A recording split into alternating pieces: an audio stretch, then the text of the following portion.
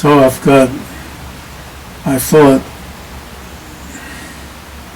Keith Sambo shouldn't be in the picture alone, so I've got His Holiness looking over his shoulder, teaching the Dzogchen text. If you can't figure out what that is. 2 chapters ahead is Dendal Harumba's commentary on Tsongkhapa's marvelous poem that so many of us have memorized from early times, and it fits right into what we are reading now with all of these marvelous quotations. And the main point of our reading about Tsongkhapa's fitting together Chandrakirti's quotations in the 8th and 13th chapters of his commentary on Aryadeva's 400 into Chandrakirti's explanation in his 12th chapter commentary. The main point is to bathe our mind in these quotations. Of course, the superficial point, which it takes some energy to put together, is how the superficial point is how, or the more surface point, is how Tsongkhapa is putting together this almost legal case to show how, even though in the 12th chapter, correct me if I'm wrong, Chandrakirti seems to be saying that production and reliance on causes and conditions is the most subtle understanding. And Tsongkhapa is going to, in some way you could say extraordinary lengths, but most sensible lengths, to show what Chandrakirti is saying on the surface in chapter 12 is not Chandrakirti's full thought. So Tsongkhapa uses what's in chapters 8 and 13, to reveal what Chandrakirti's deepest thought is, which we might not notice.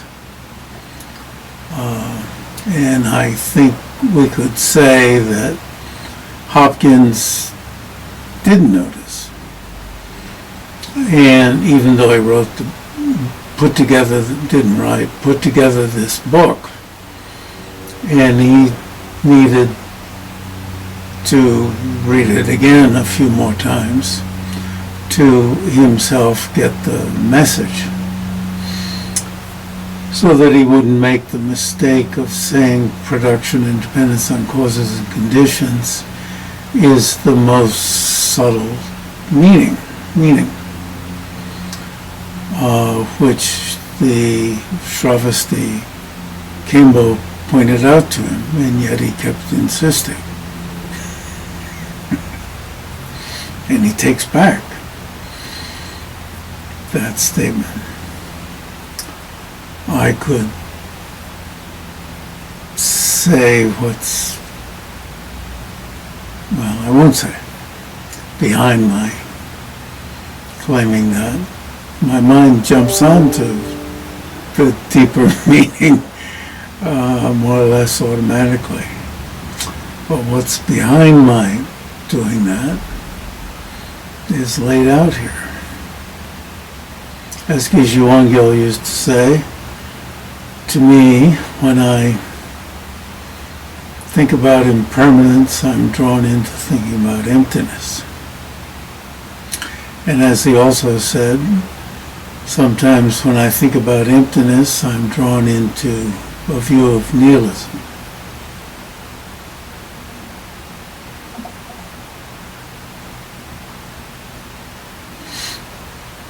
So I'm not, just showing off. If I'm going to show off, I have to also show off the extreme to which I am sometimes drawn.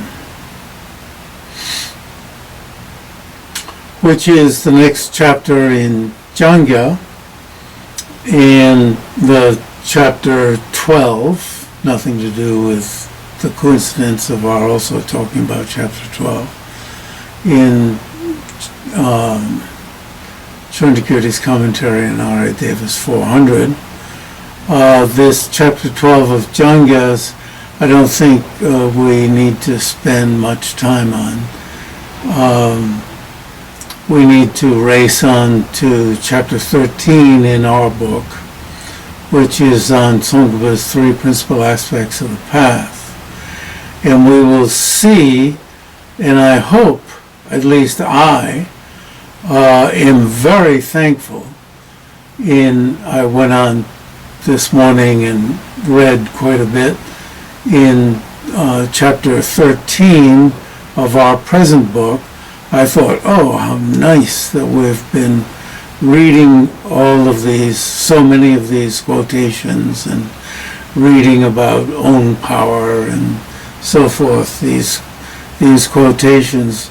What a rich background we have to be reading Tsongkhapa's poem, and especially Dendal Harumba's commentary on it. And his commentary goes deeper and deeper and deeper. Wow, wow, wow.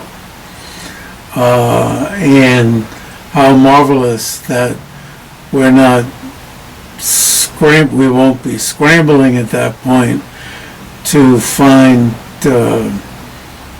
places where Chandrakirti and Tsongkhapa have talked about these quotations. We'll have this strong background, and as we're reading chapter 13 of this book, you may want to go back and bathe yourselves again in this chapter that we're currently reading.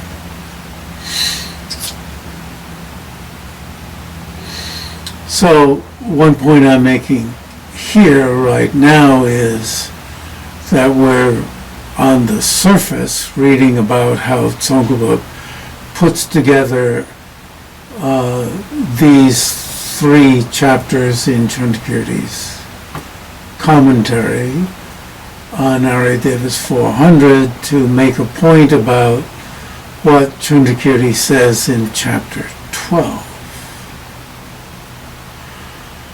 But along the way, we're bathing our minds in these quotations, in the meaning of these quotations themselves, not getting lost in the superficial points.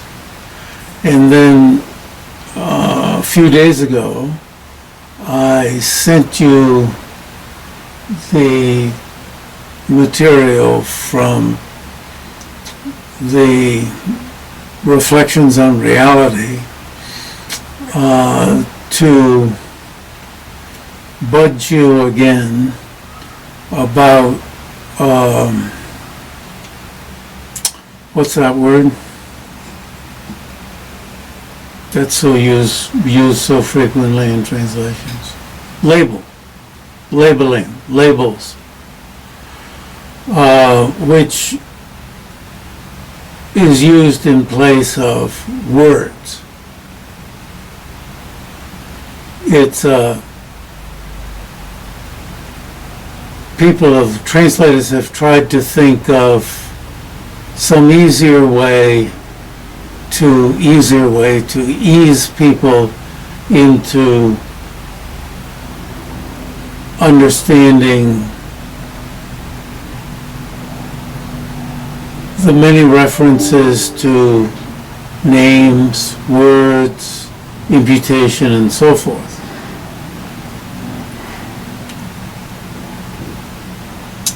And one way to,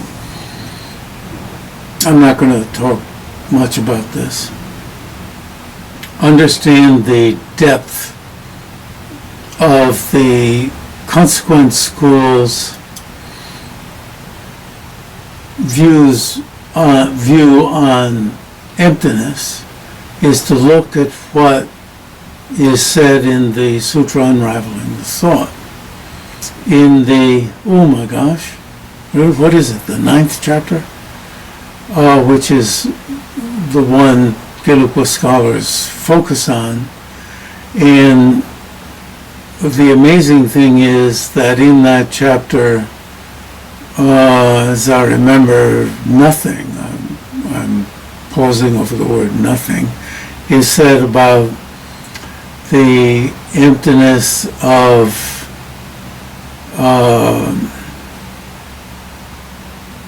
seer and seen, the consciousness and the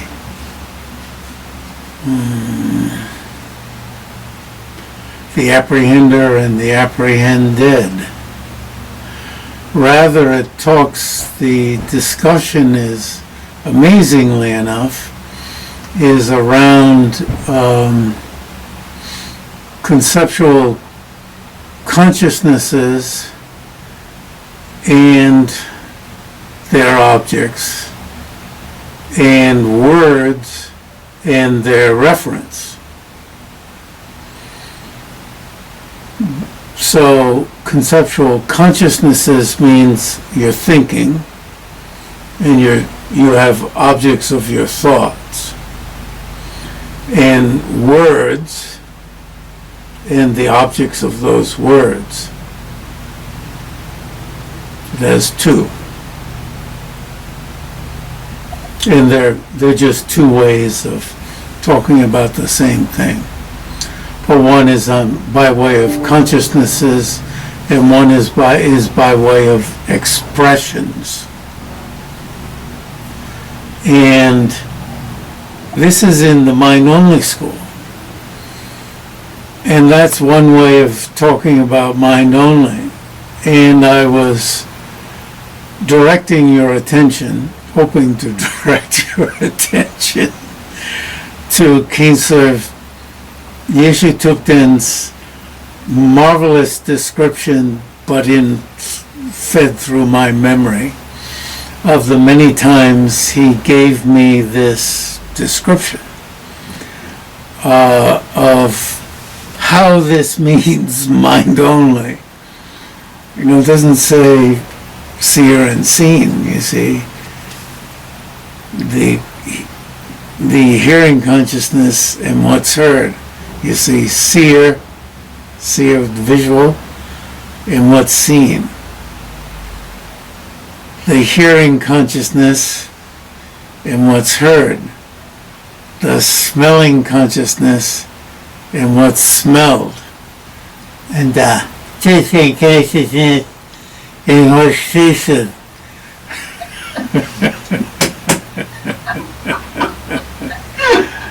And the feeling consciousness and what's felt, right? Well, what can I do, you know?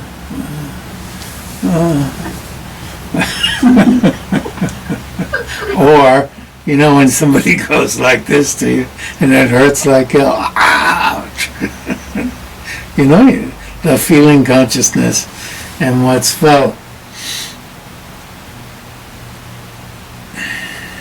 And that, you know, ouch, I just hurt myself trying to give a demonstration. And because this has to do with words and and thinking consciousness, right?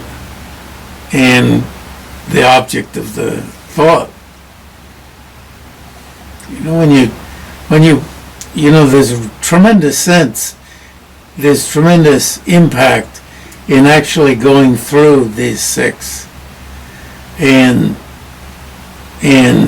making it palpable, and not just a bunch of words on the page. Oh, I've heard about that. And that may jostle a little bit in keeping, for me it does, keeping it literal and not just boiling it down to labeling. Even in that one. And label is pretty good because it's words. You know, when it's words is one of them, and the other is, because it is words and the objects of the words, the reference of the words. Words, you see, what Kesuyeshe Tupten is pointing out is words, which is on the subject side. You see what he's doing? Is brilliant. And the objects of the words, which is on the object side. You see, that's how realization of this type of emptiness is just like, or is, maybe is, just like realization of seer and seen, you know, subject and object, this kind of subject and object. This was his brilliant presentation. This old abbot emeritus of Loseling, with whom I had the glory of studying with day after day after day. He's so revered in Loseling.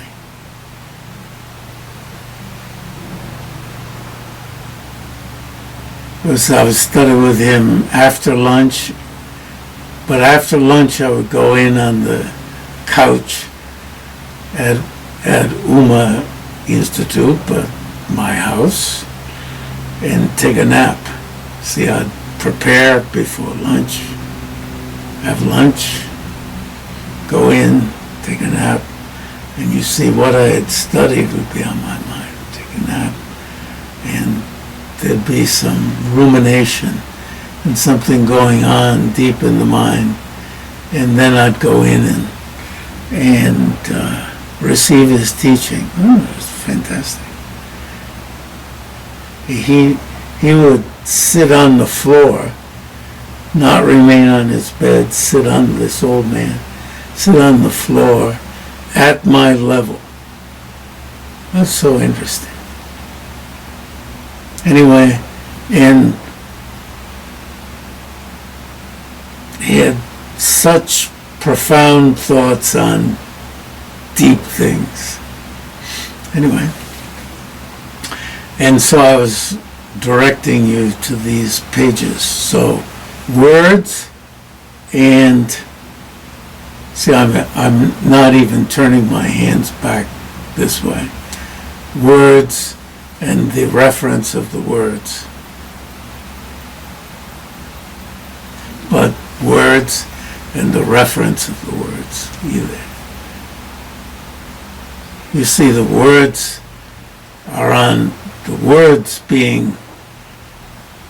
subject side, the objects of the words.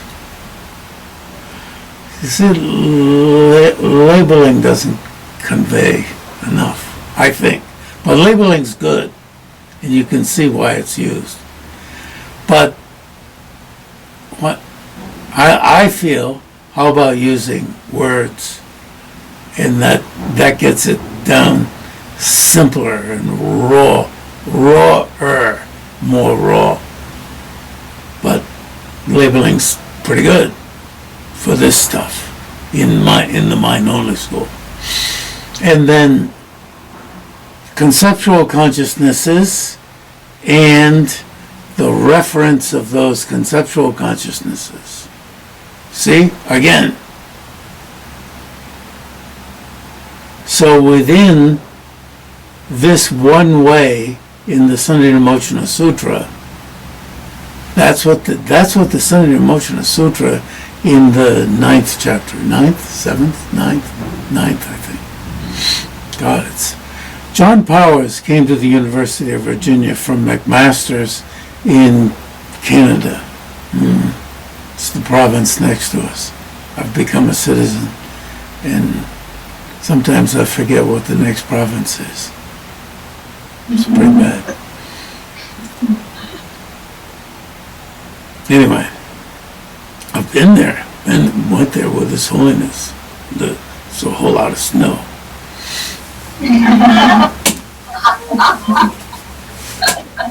Stepped out of the hotel and I went out after we checked in. A whole lot of snow. Calgary. Was Calgary the city or the province? Calgary's the city. City.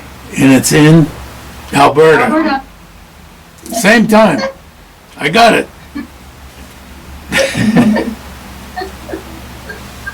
Now, why am I talking about that? Okay. Anyway. Conceptual consciousness and the references of the conceptual consciousness. And the reference. Now, are those things established by way of their own character as the reference of those conceptual consciousnesses? Or is the breakfast that I ate this morning established by way of its own character as the referent of my term? You see, sound, term, really, you gotta realize terms are sounds. Breakfast, my breakfast that I ate this morning, established by way of its own character as the referent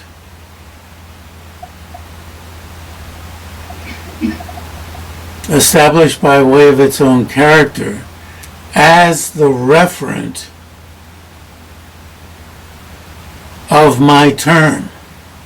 I tell you about my breakfast. Whole lot of peach in it. Usually we have a whole lot of blueberries. This morning I had a whole lot of peach in it. Right? It's come out of here. And that's what it's talking about. Now another way, and it does these two things. The conceptual consciousness that is thinking about it. Right? I'm thinking about it.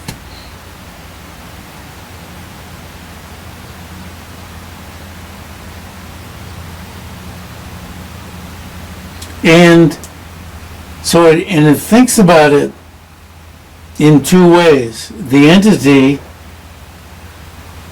my breakfast, was full of peaches. Full of peaches is an attribute of it, by way of entity and attribute. And that chapter has a lot of entity and attribute. Is it established by way of its own character as the entity, breakfast, attribute, full of peaches, full of delicious peaches, full of too many peaches, blah, blah, blah, entity and attribute, a whole lot. And the same thing with the sounds.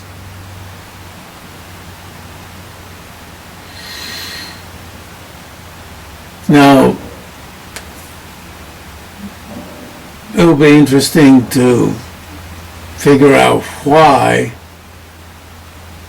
Buddha, whoever spoke the sutra, but let's say Buddha, I mean, that's what's said, that Buddha's the one who spoke the sutra, chose to present in two ways. One that's in your chest or wherever you think, in your throat if you think here, or if you're crazy and do all your thinking up here, so that you know, like I was saying last time, the Native Americans who say, you folks are all crazy because you're thinking up here, so you're making your senses, you see, you've got a whole lot going on up here. So, entity and attribute, and two ways that it talks about this. And so what Kenshi took then was so fantastic. And it's like, people are writing about, because there's a whole lot of statements that understanding the one type of emptiness, the emptiness of things being established by way of its own character, as the objects of reference of our conceptions and of our terms, or that they aren't, that leads to, or is, or or is the same subtlety as emptiness of difference of entity of subject and object. That these two appear to have a difference of entity, but they aren't distant and cut off. Distant and cut off in Tibetan is gyang, distant. They appear to be distant. Che, chata che, cut off. Appear, gyang che du nawa, appear as distant and cut off. So, if any system the one about terms and the objects,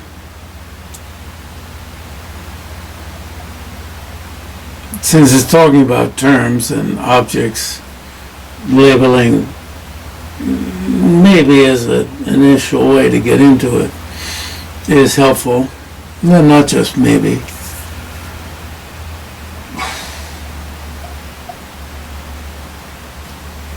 Fits. And I can see why somebody would translate that one that way. But subsuming the middle way school, the consequence school within that framework and using the term labeling, I struggle with that, because there are some statements in Tibetan that make it look like that. But then there are others that aren't, where Tsongkhapa says, for instance, that you're searching for pot or whatever it is you're looking for, a jar, a vase, or a house, that you're searching for the house. You're not searching for the word house. The word house is a sound.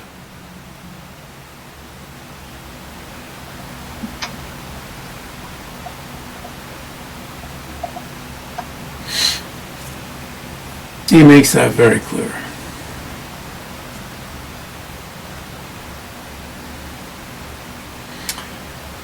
And there's some people, some scholars in America, for instance, even think that in the mind-only school, what's being talked about is just the word. And what you have to understand in that 9th chapter, if it is the 9th and not the 7th, is that the word is not the object.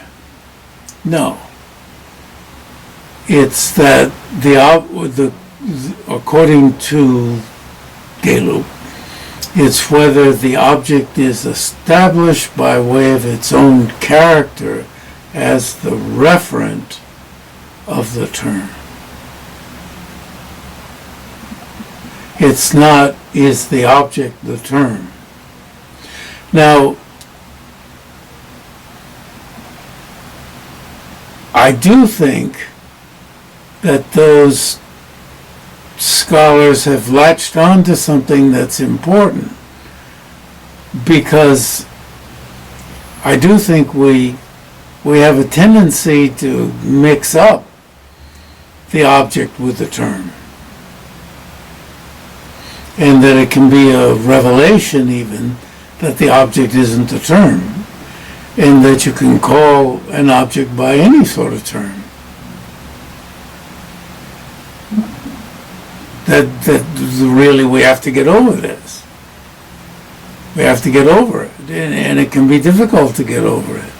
And revelation, yes, and living in a jailhouse of terms and of narrowness and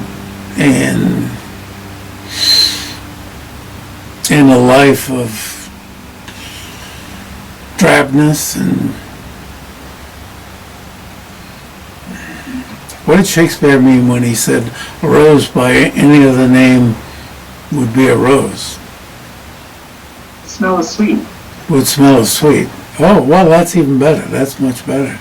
Because it means a rose by any other name. It's like, who gives a shit what it's called? So how are the attributes? Yeah. I mean, the attributes are not the name. Smell is sweet. It's how it affects this. Cool, thank you. I'm relieved of having to think about that one anymore. Okay.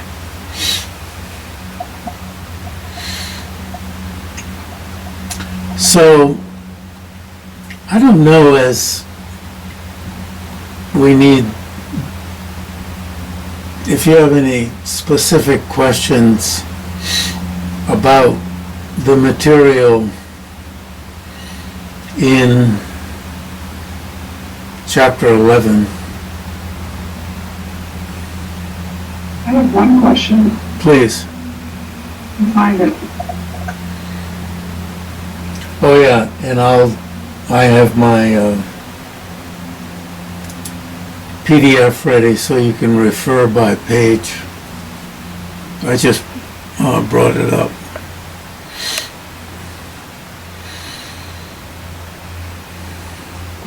Go ahead. Can I ask a question? while Sure. She's looking. Sure. In what you just described,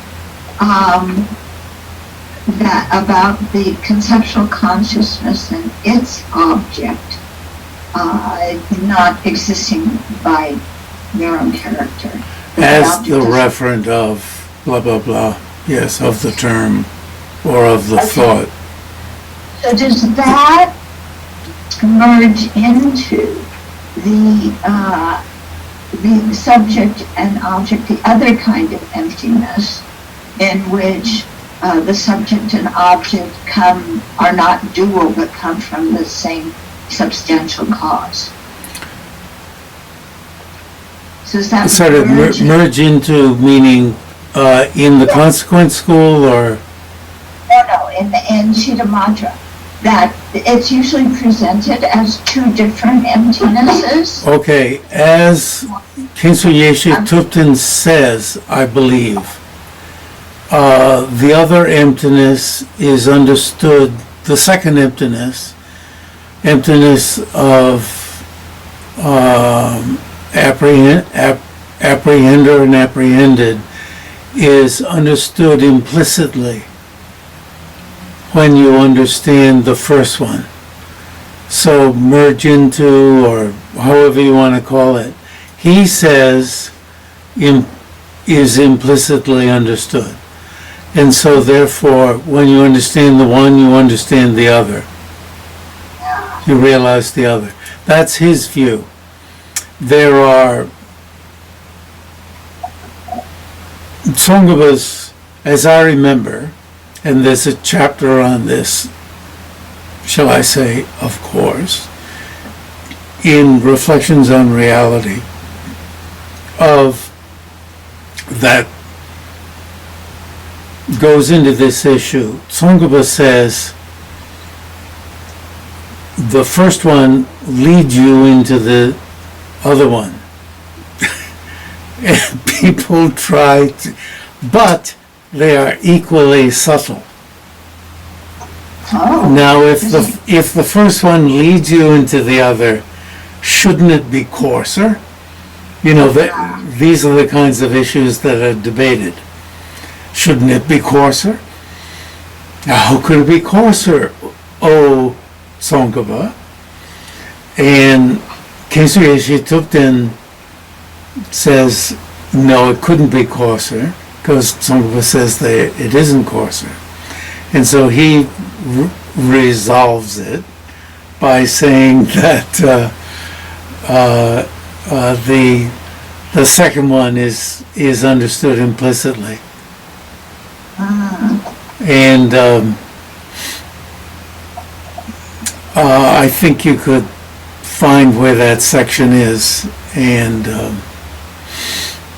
see what other scholars, how other scholars try to handle Tsongkhapa's, shall we say, tease by not further resolving the issue. But Khyentse Thupten's resolution is enticing. yeah. Yeah, it is, isn't it? Yeah. Ooh, there's Because going on here. he so brilliantly shows how the first one has to do with subject and object as different entities. So brilliantly. Can I just ask here, please, this statement that the second one is understood implicitly, this is true only from the perspective of mind only, right? Because consequentialists would not agree that second one is understood implicitly, because they do not believe in the second one. Well, Is correct. now this is a good question. Really a profound question. Would the consequentialists accept the first one, not established by way of its own character? Wow. And yeah, very interesting. And then my mind jumped to, would they have a different meaning of established by way of its own character? That's the only way that that one could say that they wouldn't accept it, if they had the same meaning of established by way of its own character. If they had the same meaning of established by way of its own character, then the proponents of mind only would realize the emptiness of the consequent school. How's that? Which would be unacceptable. So I'm just trying to follow out my own thought. So then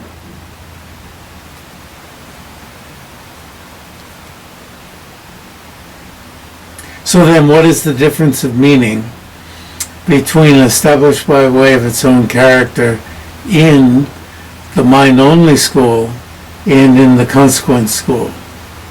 And we should be able to turn to a chapter in Absorption in No External World that attempts to handle this.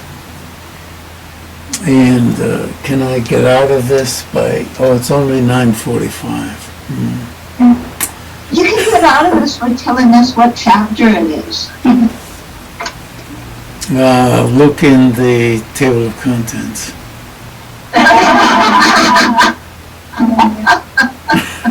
Meaning I don't know.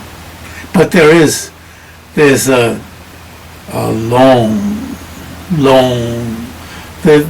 in Absorption in No External World, there's a short table of contents and a longer one following it that is very easy to look through. Don't they equate that with pre-existence or pre-establishment? Pre-existence? Yeah, they'd have to. Their own view on it.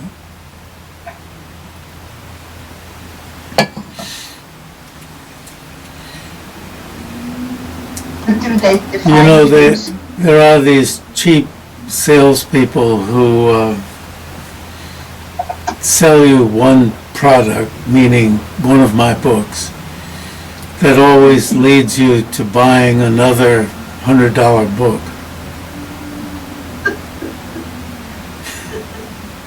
Yeah. Do they sell for, maybe they sell for more than 100 now, in which case I'd probably get $1.75.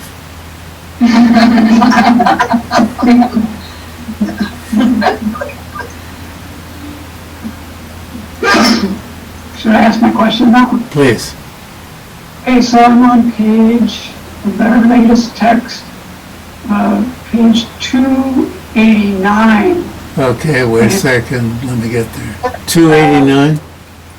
289, which is 291 p.m. So Okay, the phrase, wait a sec. 291. well, that page is 291. Yeah, which is 289, yes, I'm there. So it starts where it says the qualm, and then in the response. I'm just wondering about this.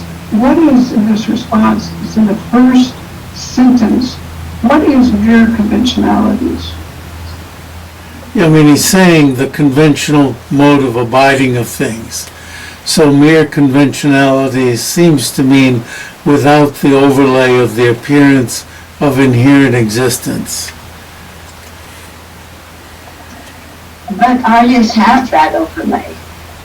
Yeah, appearing, yes, but knowing the object as,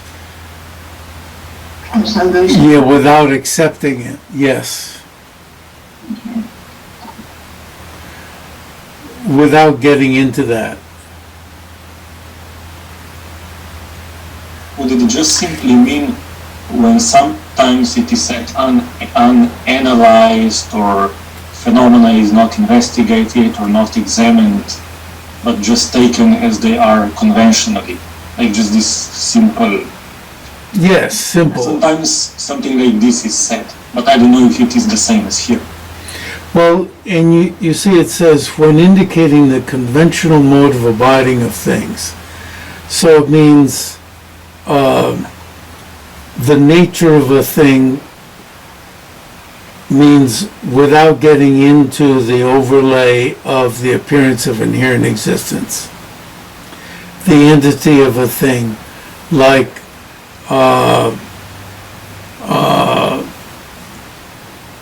red pepper, you mean the hot one? I mean the hot one, has a nature of burning your tongue.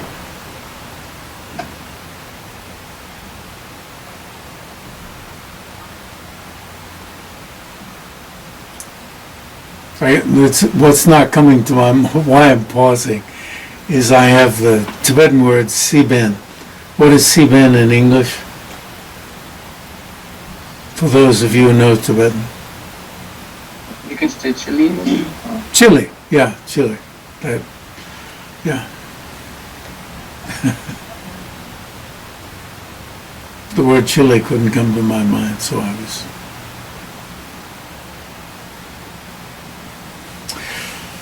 Okay, so we scroll down to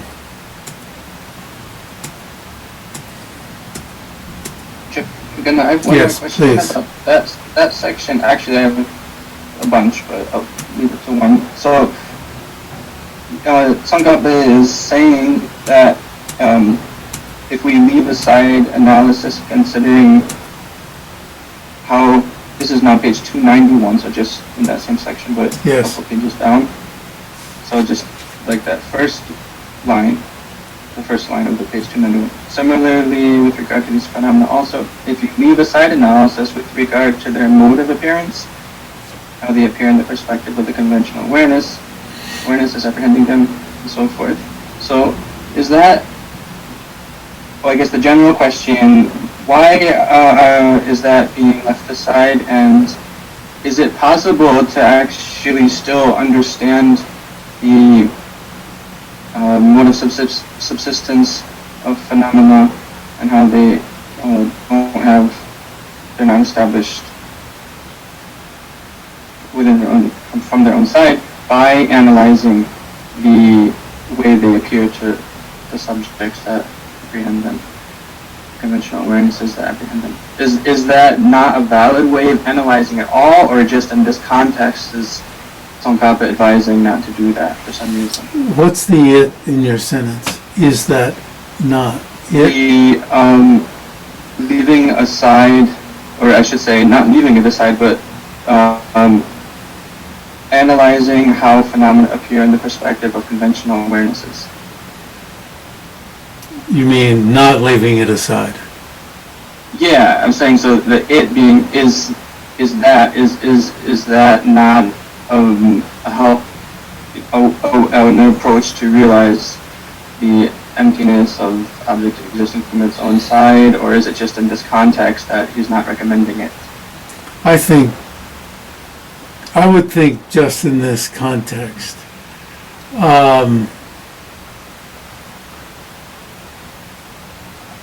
It's hard to do.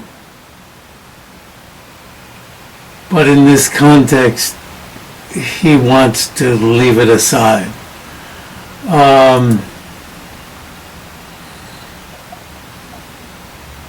For instance, His Holiness said to me one day, I said, well, how could you, the equivalent of how could you catch a hold of that? Or actually, I said that after. I said, well, what is that? What is this conventional mode of appearance? He said, well, it's just how that tree how that tree would appear. And I said, well, how could you catch hold of it? And he said, well, it would just briefly appear. and I think I pressed it. And, well, if it's just briefly appearing, how could you catch hold of it?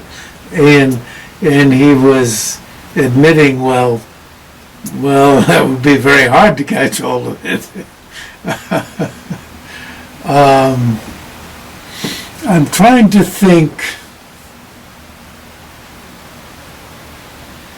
what's said in Tsongkhapa's illumination of the thought. It's the one place where it's the one place where, what is it? I'll have to think on that. It'll come back to me. It's the one place where it said, is it the one place where it said if you catch a hold of the conventional mode of appearance, this helps in identifying the objects of negation? You see, yes, I think it does say it there, because it said only after you get a hold of the object of negation can you know how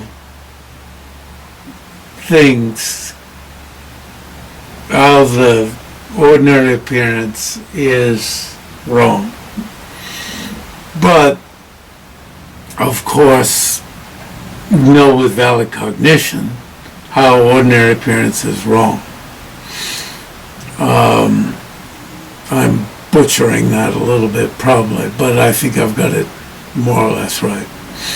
So then, how could he say in the illumination of the thought that looking into how things, and I'm butchering it again, ordinarily appear will help you, how things, will help you toward realizing the object of negation. I'm not getting it quite right. How could he say that? Well, he doesn't say with valid cognition, would be the answer. So, it could be serendipitous, getting at it from both sides. Wondering about how the conventional mode of appearance occurs, and not leaving it all for figuring out how the object of negation appears, and then not leaving it all for how the correct appearance occurs, not leaving it all for either side. It could be that both of those are helpful. Good day.